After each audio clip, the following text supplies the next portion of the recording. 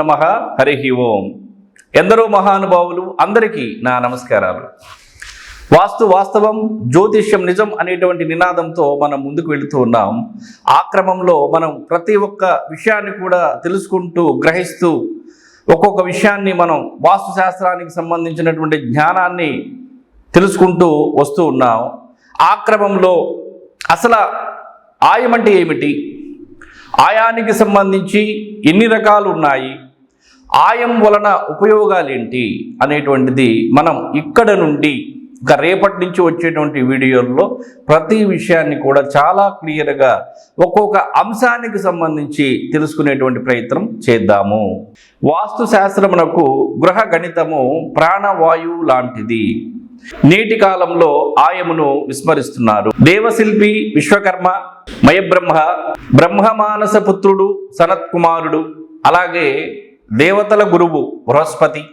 గృహమునకు ఆయము అనేటువంటిది ఆయువు పట్టు అని చెప్పారు.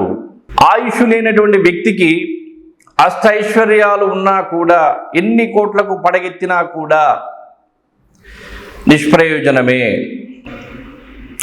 ఆయము లేనటువంటి గృహము నిష్ప్రయోజనము. ఎటువంటి చిన్న నిర్మాణాలకైనా సరే వాస్తుశాస్త్రం ప్రకారం ఆయాది గణితమును చూసుకోవటం వలన ఆయువు పట్టు వస్తుంది. గణితము లేకుండా ఏ శాస్త్రము కూడా నిరుపయోగమే కదా. గణిత శాస్త్రం ద్వారానే కదా ఖగోళ శాస్త్రము, నక్షత్రాలు, గ్రహాలు, రాసులు, భూగోళ శాస్త్రానికి సంబంధించి అక్షాంశలు, రేఖాంశలు, కర్కాటక రేఖ, మధ్యరేఖ, మకర రేఖలు, వీటన్నింటిని కూడా దూర గణిత శాస్త్రం ద్వారానే సాధిస్తున్నారు, తెలుసుకుంటున్నారు. అలాగే శిల్పశాస్త్రమునకు సంబంధించి గర్భగుడి పొడవు, దేవుని పీఠము, దేవతామూర్తి ఎత్తు, మండపములు, ధ్వజస్తంభములు, జలపీఠములు మొదలగు సమస్త విషయాలను కూడా శిల్పశాస్త్రం ద్వారా మహర్షులు వివరించారు. ఎందుకు వివరించారంటే, ఏ శాస్త్రానికి సంబంధించి అయినా సరే, ఏ నిర్మాణానికి సంబంధించి అయినా సరే, ఏ కట్టడానికి సంబంధించి అయినా సరే ఎంత పరిమాణంలో ఉండాలి, ఎంత ఎత్తు ఉండాలి, ఎంత డౌన్ ఉండాలి అనేటువంటిది మనం ఈ శాస్త్రాల ద్వారా మహర్షులు మనకి అందించినటువంటి గొప్ప శాస్త్రము వాస్తు శాస్త్రము. ఖగోళ శాస్త్రము, భూగోళ శాస్త్రము, శిల్పశాస్త్రము, ఈ మూడు శాస్త్రాలకు సంబంధించే కదా ప్రస్తుతం జరుగుతున్నటువంటి టెక్నాలజీ ముందుకు వెళ్తుంది. ఈ శాస్త్రాలు లేకుండా టెక్నాలజీ ముందుకు ఏ విధంగా వెళ్ళగలదు? మరి వీటన్నింటినీ పాటించడం వలన మంచి జరుగుతుంది కదా. పాటించకపోతే ప్రాణాలు పోతాయని కాదు, పాటించకపోతే మంచి జరగదు అని శాస్త్రం చెప్తుంది. ఒక స్థలం ఉంది, ఆ స్థలములో ఎంత పరిమాణంలో ఎన్ని అడుగుల వరకు నిర్మాణం చేయాలి అంటే, ఉన్న స్థలం మొత్తం మీద నిర్మాణం అనేది చేయకూడదు. గత వీడియోలో మనం చెప్పుకున్నట్లుగానే అష్టదిక్పాలకులు ఇంటికి ఆహ్వానించు, వారు చెల్లిస్తారు నీ ఇంటికి శిస్తు. అలాగే అష్టదిక్పాలకులని బంధించకూడదు అంటే, వారికి ఇవ్వాల్సినటువంటి స్థానాన్ని ఇవ్వకపోగా ఆ యొక్క స్థలంలో అంటే కంప్లీట్గా ఉన్నటువంటి స్థలం మొత్తం నిర్మాణం అనేది చేయకూడదు.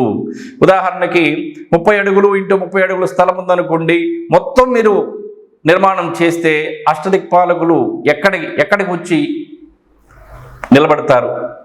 అందుకనే ఈ యొక్క ఆయం అనేది ఉన్నటువంటి స్థలంలో ఎన్ని అడుగుల వరకు నిర్మాణం చేయవచ్చు అని చెబుతుంది. అదే విధముగా ధనమును లెక్కించుటకు ధనం ఎంతుంది, రుణం ఎంతుంది అని, వస్తువు యొక్క బరువు ఎంతని తెలుసుకోవడం కోసం, భూమి యొక్క పొడవు వెడల్పు ఎంత అని తెలుసుకోవడం కోసం, అలాగే ఆరోగ్యవంతుడైనటువంటి మనిషికి, మానవునికి ఎన్నిసార్లు గుండె కొట్టుకోవాలి, ధమనులు, సిరలు ఎన్ని ఉండాలి, ఇవన్నీ కూడా గణిత శాస్త్రం ద్వారానే మనం తెలుసుకున్నాము. గణితం లేని ఏ శాస్త్రమైనా సరే నిరుపయోజనమే. అలాగే ఒక స్థలానికి సంబంధించి, ఒక నిర్మాణానికి సంబంధించి ఏ దిక్కులో ఎంత ఖాళీ వదలాలి, ఏ దిక్కులో ఎంత ఖాళీ వదలకూడదు, ఏ మూలకి ఉచ్చమైన స్థానం ఉంది, ఏ మూలకి నీచమైన స్థానం ఉంది అని మనకి నిర్మాణానికి సంబంధించి తెలియచేసేదే వాస్తు శాస్త్రం ప్రకారం ఆయం రూపంలో తెలియజేస్తుంది. అసలు వాస్తు శాస్త్రం ప్రకారం, వాస్తు గణితం ప్రకారం ఆయములు ఎన్ని రకాలు, వాటి యొక్క ప్రయోజనాలు ఏంటి, వాటి యొక్క నష్టాలు ఏంటి, వాటిని పాటించడం వలన మనకు వచ్చేటువంటి లాభాలు ఏమిటి, వాటిని పాటించకపోవడం వలన మనకు వచ్చేటువంటి నష్టాలు ఏమిటి అనేది మనం ఇంకా రేపటి నుంచి వచ్చేటువంటి వీడియోల్లో క్లియర్గా తెలుసుకునేటువంటి ప్రయత్నం చేద్దాము. వాస్తు శాస్త్రం అనేది మూఢత్వం కాదు. వాస్తు శాస్త్రాన్ని మనం పాటించడం వలన తద్వారా జరిగేటువంటి లాభాలు ఫలితాలు పాటించిన తర్వాత అర్థమవుతాయి. పాటించకుండా ఎవరికి కూడా అర్థమయ్యేటువంటి పరిస్థితి కాదు. ఇలాంటి అన్ని విషయాలను కూడా ప్రతి ఒక్క విషయాన్ని కూడా చాలా క్లియర్గా మీ ముందుకు తీసుకురావడం కోసం నా ప్రయత్నం నేను చేస్తున్నాను. తద్వారా మీరు కూడా చాలా ఓపికగా ఈ యొక్క వీడియోని పూర్తిగా కూడా చూస్తూ సమాచారాన్ని వాస్తు పరిజ్ఞానాన్ని మీరు పొందవలసిందిగా మేము కోరుచున్నాము. దేనినైనా కూడా మూర్ఖంగా మూఢత్వంగా నమ్మమని నేను కూడా చెప్పను. కానీ ఎంతవరకు తీసుకోవాలో అంటే వాస్తు శాస్త్రాన్ని కానీ జ్యోతిష శాస్త్రాన్ని కానీ మనం ఎంతవరకు తీసుకోవాలో అంతవరకు తీసుకొని శాస్త్రాన్ని శాస్త్రంగా భావించి శాస్త్రం ప్రకారం నిర్మాణాలు గనక చేసుకుంటే తద్వారా వచ్చేటువంటి ప్రయోజనాలు పాటించిన వాళ్ళకే అందుతాయి. ఇలాంటి మరెన్నో విషయాలు మీరు తెలుసుకోవాలంటే మా ఛానల్ని ఫాలో అవ్వండి. సర్వే జన సుఖినో భవంతు. నమస్కారం.